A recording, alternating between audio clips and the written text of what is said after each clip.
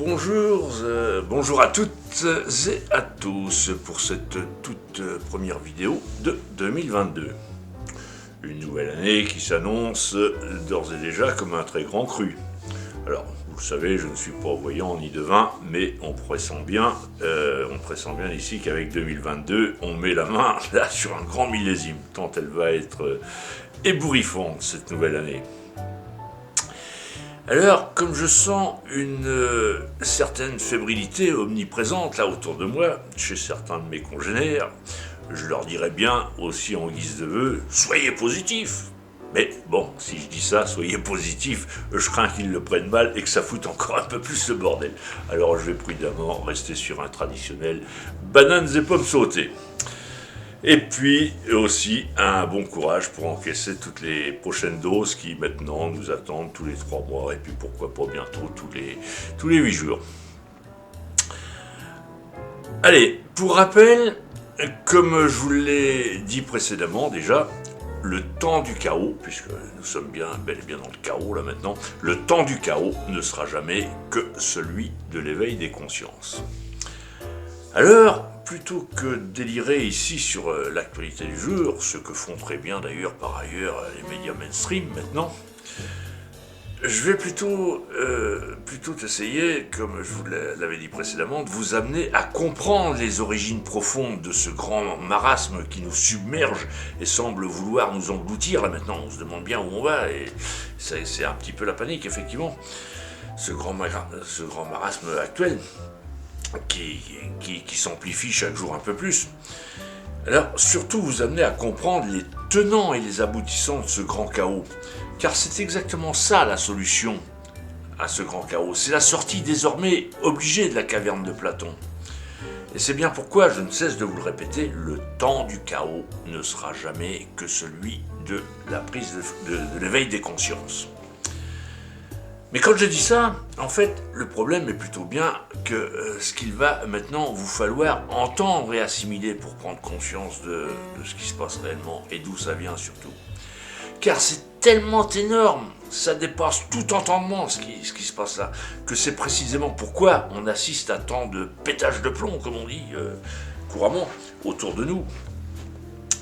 Alors, je vais donc faire de mon mieux pour vous délivrer cet éclairage à dose homéopathique, par de brèves petites capsules vidéo où vous aurez aussi à participer, ce qui sera alors bien moins rébarbatif que si je me lance dans des heures de monologues soporifiques qui vont vite vous saouler. Et ça, on le comprend bien. J'essaierai donc d'être aussi régulier que possible dans la fréquence de mes émissions, ces petites capsules homéopathiques, on va dire. Mais là, la com n'étant pas trop ma tasse de thé, comprenez bien que ça me coûte toujours de m'installer là devant la caméra. Et ça me coûte encore bien plus de passer des heures à écrire mes scripts, mes textes, car en fait, ce dont vous ne vous rendez pas compte, là, le grand paradoxe dans ces émissions que je vous fais, eh bien, c'est que plus on veut faire court, et plus ça demande du temps de préparation. Donc là, j'en appelle donc à votre indulgence pour ce qui est de l'irrégularité de mes émissions. C'est vraiment là de l'artisanat.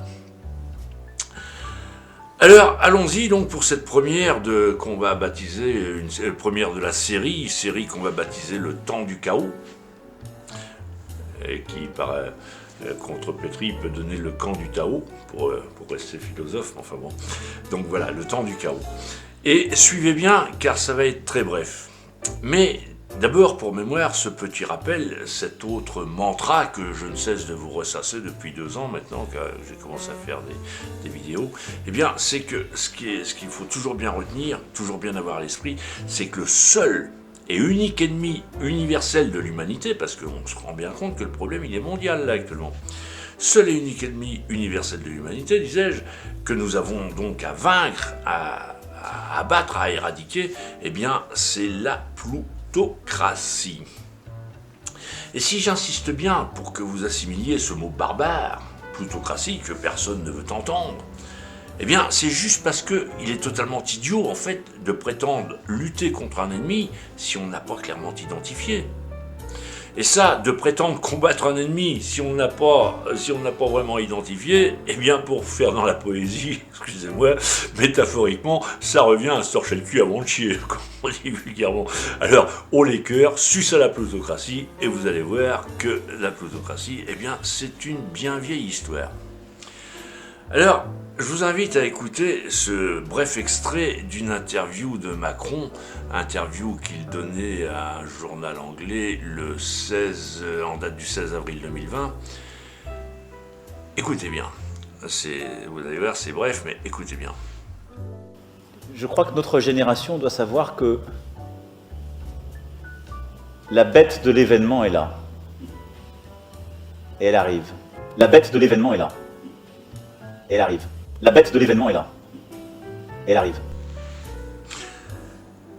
Voilà. Vous avez donc bien entendu ce que notre président nous disait, ses propos pour le moins étranges dans la bouche d'un président de la République, convenez-en. La bête de l'événement est là, nous dit-il. Elle est là, la bête. D'autant plus étrange que dans la Bible, eh bien, on la retrouve précisément, cette foutue bête de l'événement. Puisque dans l'Apocalypse, dans l'Apocalypse de Jean, donc voilà, vous prenez n'importe quelle Bible, hein, et donc l'Apocalypse, c'est à la fin du livre, chapitre 14, les versets 17-18, eh bien, on y dit que celui qui ne portera pas la marque de la bête entre la main et le front ne pourra plus acheter, ni vendre, ni faire commerce de quoi que ce soit. C'est-à-dire qu'il ne pourra plus vivre normalement. Et donc, on s'aperçoit que ce qui est écrit, et ce qui a été écrit dans la Bible il y a 2000 ans ou un peu plus, eh bien, c'est exactement ce qu'on lit aujourd'hui. Alors, je vous rassure tout de suite, je ne suis pas accidentellement tombé dans un bénitier, non, surtout pas. Et je n'ai surtout nulle intention de vous évangéliser, de quelque manière que ce soit, en vous citant la Bible. Non, ce serait en fait plutôt bien le contraire. De vous mettre en garde contre les corrupteurs du monde qui s'emploient justement à vous faire prendre les messies pour des lanternes. Car vous allez voir que ce sont les religions qui arrivent maintenant, là, sur le devant de la scène, et qui vont constituer, ce sont les religions qui vont constituer le bouquet final de ce feu d'artifice civilisationnel, si on peut appeler ça comme ça, ce grand chaos, là, cet apocalypse que nous vivons là, d'où l'intérêt de bien capter et bien comprendre ce qui est en train de se passer et de le comprendre depuis les origines. Et c'est ce que je me propose ce sur quoi je me propose de vous éclairer. Alors, n'allez surtout pas vous fatiguer à essayer de décrypter quelques réponses que ce soit dans la Bible, car c'est justement là qu'est le piège. Mais ça, j'aurai l'occasion d'y revenir ultérieurement, vous allez voir, chaque chose en son temps. Alors, pour conclure cette toute première séquence, le temps du chaos, eh bien, sur ce postulat biblique, enfin ce parallèle entre la Bible et puis les événements d'aujourd'hui, le discours de notre président Macron.